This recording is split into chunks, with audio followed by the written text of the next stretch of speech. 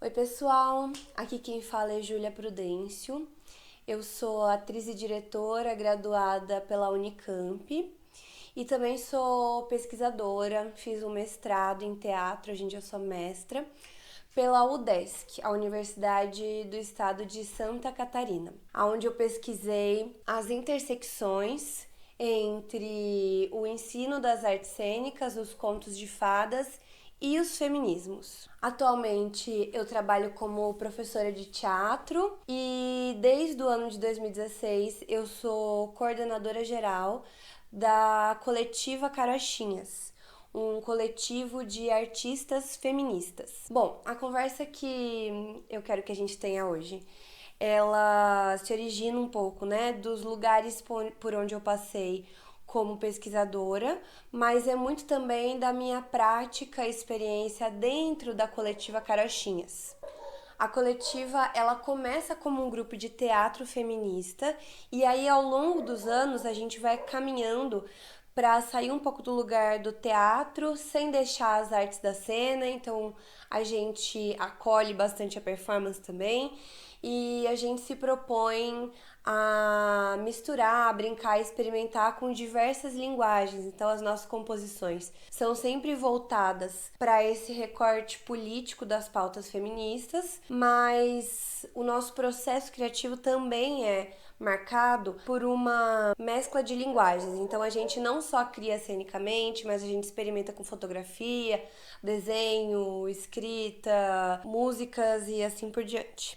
Essa videoaula de hoje, ela foi pensada por mim diante de dificuldades que eu já encontrei no meu caminho. Quando eu estava começando a me interessar pelo fazer artístico feminista enquanto objeto de pesquisa, mas sem saber exatamente para onde ir, quem procurar, com quem falar, quem ler. E aí, surgindo a oportunidade de fazer essa videoaula, eu pensei, bom, vou compartilhar um pouco do que eu achei desde aquele momento, porque talvez existam pessoas que também estejam nesse momento, né, de já estar nas artes cênicas, mas de não exatamente ter uma pesquisa e uma prática em poéticas políticas, mas tem a vontade de fazer isso.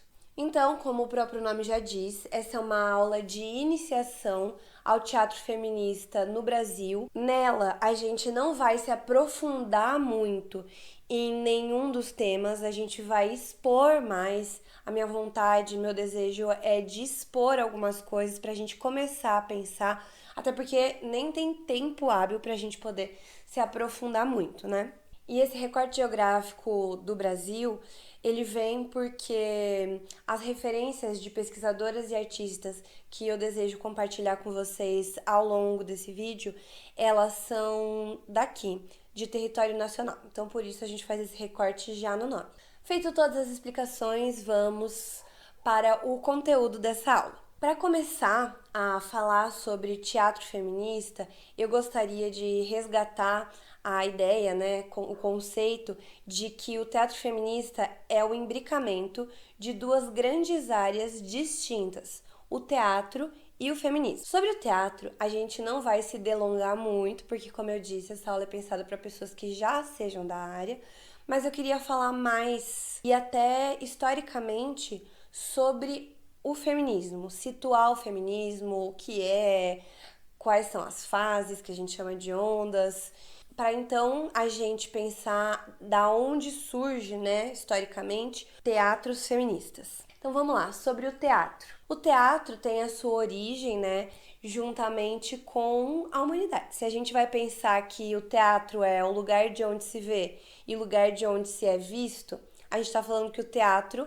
é o fenômeno onde tem alguém que apresenta alguma coisa e alguém que está assistindo isso. E isso remonta lá no princípio da humanidade, nos tempos pré-históricos, em que os seres humanos começam a fazer seus primeiros rituais, e aí tem pesquisadores que vão considerar que o germe do teatro já está ali. Por que eu estou dizendo isso? Porque de lá até o momento que a gente está vivendo, tivemos aí uma longa caminhada. E nessa longa caminhada, a gente tem vários movimentos estéticos do teatro, várias linguagens, né? Várias formas de fazer teatro. Então, tem o teatro dentro do edifício, o teatro fora do edifício. O teatro fora do edifício que acontece repentinamente, o teatro que acontece na rua, mas tem hora marcada. Tem o teatro que é feito no palco, tem o teatro que é feito sem o palco, tem o teatro de registro naturalista e tem o teatro de registro épico, em que o artista quebra a quarta parede. Mais uma vez, estou dizendo tudo isso porque são várias formas de se fazer, ou seja, o teatro por si, ele é um leque, né? Um universo de possibilidades. Aí a gente vai pensar no feminismo. O feminismo, ele tem várias conceituações, né? Basicamente, o feminismo, ele é a busca, né, inicialmente das mulheres por condições igualitárias de vida, de cidadania, de mercado de trabalho e outros temas. Mas, ao longo do tempo, essa luta ela vai se modificando e aí ela vai sendo atravessada por outras lutas que fazem com que a luta das mulheres seja várias lutas, né? Então, a luta das mulheres pretas, a luta das mulheres trans, a luta das mulheres cis, enfim, muitas lutas. Então, eu pessoalmente gosto muito da definição trazida pela Márcia Tiburi no livrinho dela, que é o Feminismo em Comum, onde ela diz que o feminismo é um movimento político, filosófico, acho que ela põe essas palavras lá, para democratização da dignidade de vida. Ou seja, o feminismo hoje em dia, né, nas suas muitas vertentes, ele deseja que as pessoas tenham dignidade de vida de forma igual, assim, né? Então vamos democratizar esse acesso à dignidade de vida. A história do feminismo, ela é dividida em ondas, né? Não fases, mas ondas. É a palavra que a gente usa. O início do feminismo como movimento, ele vai se dar no final do século XIX, início do século XX, num contexto europeu.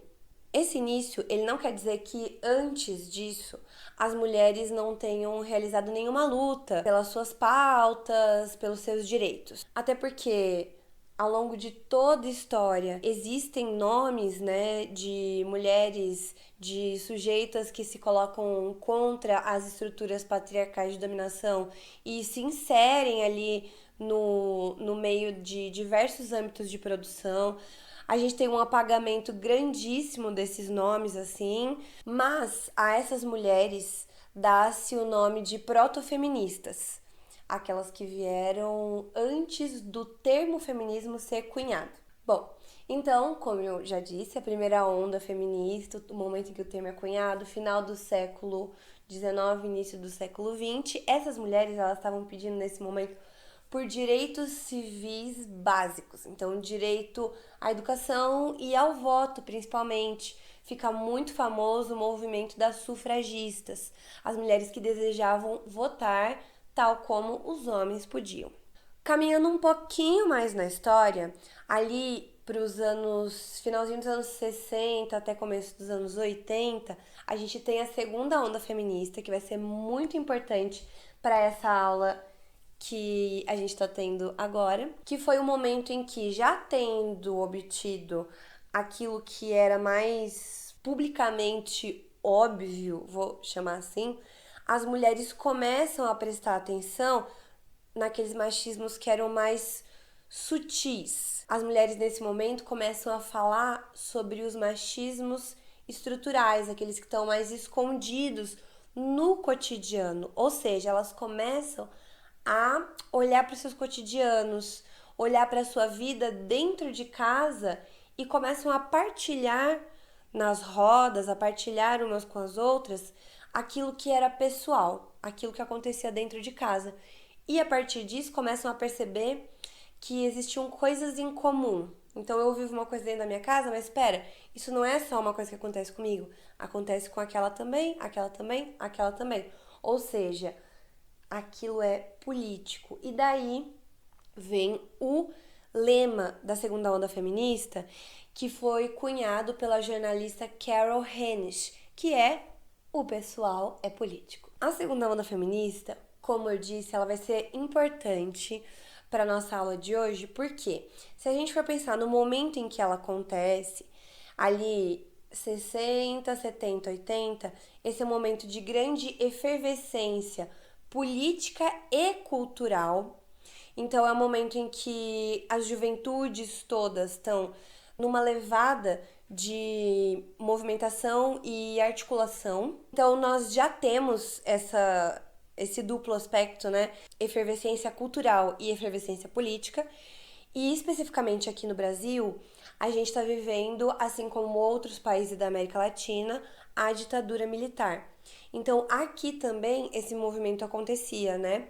A gente tinha a classe artística como uma classe que enfrenta muito duramente a ditadura e se coloca de forma muito clara contra a ditadura militar.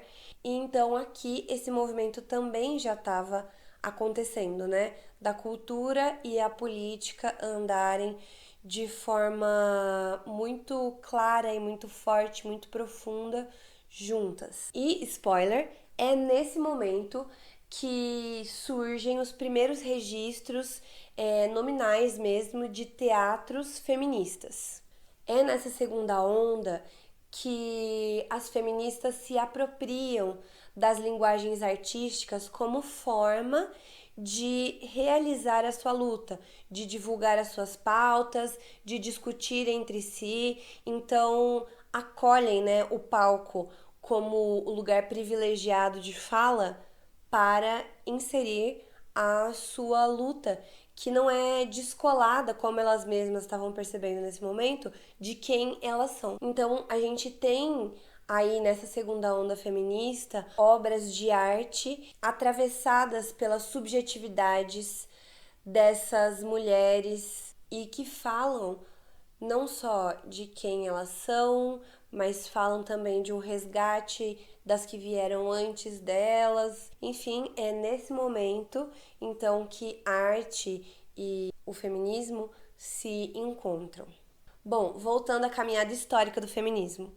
Um pouquinho mais adiante, nos anos 90, o feminismo vai passar a ser feminismos, ou seja, a gente tem a terceira onda feminista, que é um momento em que outras pautas atravessam as pautas do feminismo, né? A gente tem um questionamento do porquê o movimento feminista é centralmente sobre mulheres brancas e cisgêneras até então.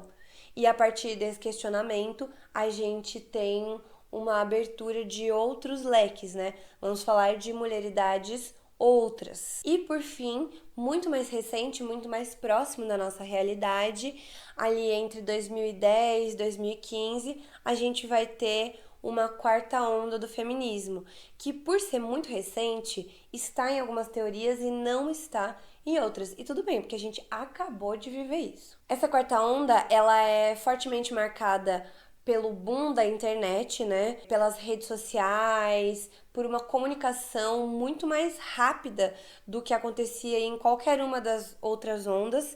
Então, a gente tem uma popularização muito tridimensional do feminismo, assim, né? E tridimensional, no que eu quero dizer é que acontece uma coisa num lugar do mundo e de repente aquilo já se espalhou e aqui chega e reverbera numa outra coisa, e aí tem-se essa ideia de multi-ondas, né? Ou seja, então um acontecimento pode gerar uma série de reflexões e movimentos maiores ou menores. Bom, toda essa falação para dizer que assim como o teatro é um universo, o feminismo é também um universo de possibilidades. Então nós temos aí toda uma diversidade de pautas, toda uma diversidade de subjetividades e mulheridades. A gente tem uma infinitude de assuntos sobre os quais falar, discutir e caminhar. E aí, se a gente está cruzando esses dois leques extensos, você imagina o tanto de possibilidades expressivas que surgem a partir daí. Ou seja, se a gente for pensar no que é teatro feminista, porque alguns veios do teatro a gente pode definir de forma objetiva, vamos dizer assim. Então, o teatro russo naturalista esteve naquela época e suas características foram assim, assim, assado. Quando a gente está falando de teatro feminista, a coisa fica muito mais complexa. A gente não consegue definir assim, bom, teatro feminista só será teatro feminista se for feito no palco italiano, com apenas mulheres no palco, com uma dramaturgia que fale sobre porcentagens de mulheres que são vítimas de violência. Não, dá pra fazer de muitas formas. E aí fica a pergunta: como definir um teatro feminista?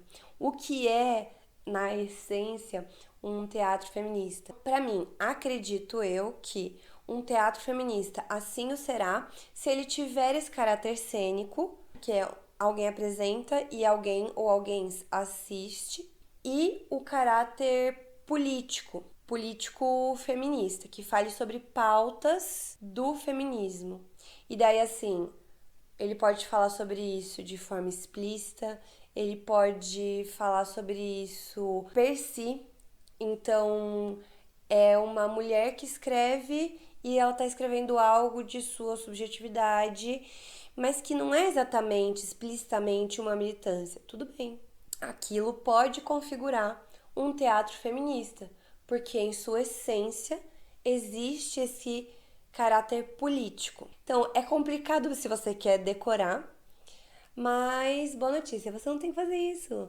Então é só maravilhoso, porque você tem uma infinitude de possibilidades expressivas para cair no campo do teatro feminista e se aventurar nas formas de dizer o que você tem desejo de dizer, nas estéticas, nas dramaturgias, na sua forma de relacionar com o público. Enfim, muito prazeroso. E por fim, já que a gente fez esse passeio histórico pelo campo dos feminismos, falamos sobre o momento em que surge ali, né, explicitamente o teatro feminista, que é na segunda onda feminista, ali anos 60, 70 e 80. E falamos um pouco também sobre esse vasto leque de possibilidades estéticas, né? E colocamos essa reflexão, né?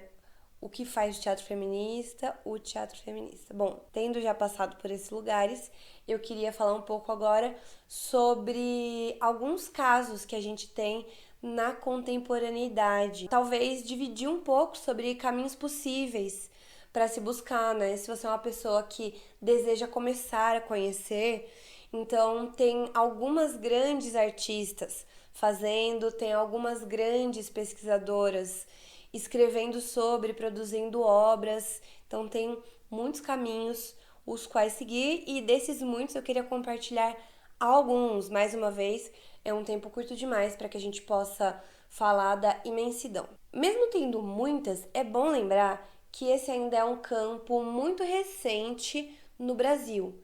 Então, se isso começa ali nos anos 70, 80, a gente tá falando tipo de 40 anos atrás, assim. E especificamente no campo das pesquisas, as pesquisas sobre artes cênicas feministas, elas são ainda mais recentes. Veio caminhando a passos lentos, assim, sendo que eu acho que só na última década agora a gente tem um boom mesmo de produções acadêmicas sobre o assunto. Ou seja, ainda dá tempo de construir junto com a gente, assim, de chegar aí, entender o que passou e ir somando também nas pesquisas para que esse campo seja cada vez mais firme. Bom, a Verônica Fabrini foi minha professora de graduação.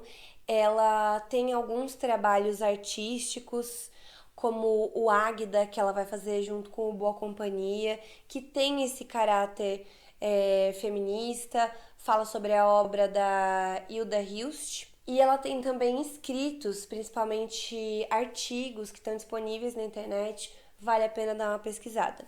A professora doutora Maria Brígida de Miranda é uma das pioneiras no campo de pesquisa sobre o tema e ela tem um livro recém-publicado que vai olhar para os treinamentos dos artistas e vai refletir um pouco sobre esse treinamento sobre um viés de gênero. Então é muito interessante para a gente pensar da onde vem esses treinamentos que a gente faz, que caminhos a gente pode seguir com eles, será que todos, né? Todas as subjetividades, todos os corpos se sentem à vontade em realizar, se sentem acolhidos por esses treinamentos? A gente tem, enquanto performer e pesquisadora, a Stella Fischer. A Stella escreve a tese de doutorado dela, que está disponível na internet também, que é um mapeamento de artistas latino-americanas que vão tratar nas suas performances sobre temas feministas decoloniais. E aí, pesquisando a Stella, você já conhece outras tantas, como a Capulana Cia de Arte Negra, onde a gente tem o feminismo e os recortes raciais andando muito junto, com estéticas muito próprias que vale a pena ser pesquisada. Ainda nesse imbricamento de pautas feministas e pautas raciais, a gente tem a Grace Passou com as dramaturgias dela, que vão falar um pouco sobre esse lugar de ser uma mulher preta e brasileira. E também a gente tem a Bárbara Santos, que é autora de um livro com uma arte belíssima, mas um conteúdo muito mais interessante, que é o Teatro da Oprimida, em que ela vai fazer um atravessamento de gênero e de raça dentro da teoria do Boal, do Teatro do Oprimido, então vale bastante a pena. Por último, mas não menos importante, deixo a indicação da minha dissertação de mestrado, onde eu vou falar não só um pouco dessa caminhada que eu partilhei aqui rapidamente, sobre começar a trabalhar, né, com temas político-feministas dentro da arte, mas eu falo bastante sobre a potência que é ensinar teatro com esse viés feminista e como essa ação pedagógica, né, artístico-pedagógica e política tem essa potência de criar redes, né?